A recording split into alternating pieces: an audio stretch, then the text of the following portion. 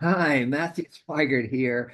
This is my daily video blog, and I really am casting about for ideas to share with you. I have so many ideas, probably 1,000 ideas a day, they say, and you can only probably work on two of them. So there are a couple of things on my desk. One is consulting the I Ching, which I love to do, and I also do it sparingly. And so I'm a little bit away from that, and that feels like a more complex and extended, more than a 5 minute video. It's more like 5 hours, 50 hours, maybe 500 hours to study the I Ching, a lifetime or three. Um, but the other thing that I thought would be nice to kind of explore with you today is the idea of trauma and the trauma response. And interestingly, the trauma response has kind of five layers or aspects that I like to look at. And these were first defined by, I believe it was Peter Levine. And and then they were further extrapolated in one of my favorite books called The Tao of Trauma, which I work from in my practice of Chinese medicine. And so the first stage, let's go through the five stages of the trauma response. So the first stage is to just recognize that something just happened. Like that old song, there's something happening here. What it is ain't exactly clear. And you start swivel heading, right? What was that? You start questioning, you start asking. And so you're aware of the field of information coming in, and something has just happened.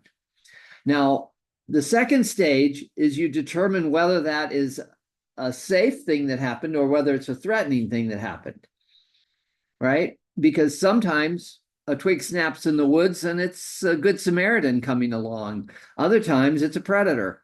So is it a threat or is it safety? Is it safe or is it a threat? That's the second stage. So first is just to be aware something happened here. Second stage, is it safety or is it a threat? There's a man with a gun in his hand. What's he doing? What's he doing with that gun in his hand? Is he going to shoot it at somebody? Is he going to shoot it at me? Right? That's the second stage. Is this safety or is this threat? And then we move into the third stage of the trauma response, which is to mobilize a response. Now, here is the one that is famous. It's fight or flight, right? Do I fight? Do I flee? Do I run? Do I hide? Do I smile? Do I try to ingratiate myself in this moment? Do I play dead? Right? So those are effective responses. We have to choose what's the effective response to mobilize to meet this condition. And so if it's a threat, that's going to be one set of mobilized responses. If it's safety, it's going to be another set of mobilized responses. But in any case, we need to mobilize some sort of response to this happening. Something happening here. What am I going to do about it? How am I going to respond? Will I respond by fighting it? Will I respond by fleeing from it? Will I respond by playing dead? Just pretend it didn't happen, ignore it, look the other way? Or will I try to fawn? Will I try to appease? Will I try to please and make you like me? And then that diffuses the threat, so those are effective responses. Ideally, we want an effective response. And if indeed our response is effective and it meets the current condition appropriately and well, we can then begin to restore coherence. And that's our fourth stage of our trauma response. We're going to restore some coherence after having effectively responded to the stimuli. We can now relax, breathe, breathe, just like, it's okay. I don't have to be on alert. I don't have to be on high alert. I don't have to be responding. I can just be present in this moment at peace. So I'm going to restore some coherence. And then the final fifth stage, once I've restored a little bit of coherence, I can actually sit back a little bit and digest the gristle. I can digest that experience and I can say, what was that all about? What was that really about? Can I now take time to discover and explore the purpose, the meaning, the lesson involved in that experience for me? And if I can successfully digest this gristle of experience, well, then I can remove myself from the threatening situation completely. It's long past. I can be present in this present moment. And this actually sets me up to go back into that first stage, which was awareness. And what we want to create ultimately is a sense of peaceful awareness rather than hypervigilance.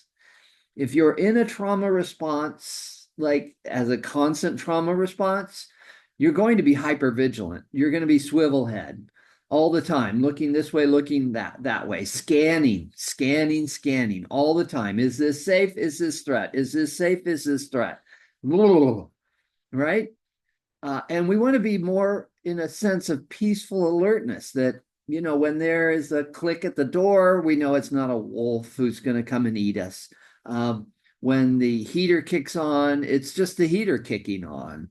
When there's a report outside of a noise, it might be a gunshot, but it might not be that guy with the gun shooting at me. And hopefully it's just a redneck shooting at a stop sign. Or maybe it's not a shot from a gun at all. Maybe it's just a backfire from an automobile.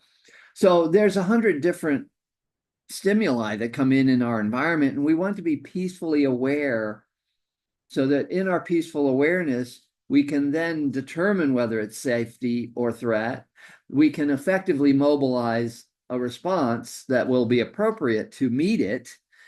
We can restore a sense of coherence that this all makes sense somehow, and then even rest into resting and digesting the gristle of that experience so that we can be complete. We've gleaned the lesson from the experience that was needed for us at that time.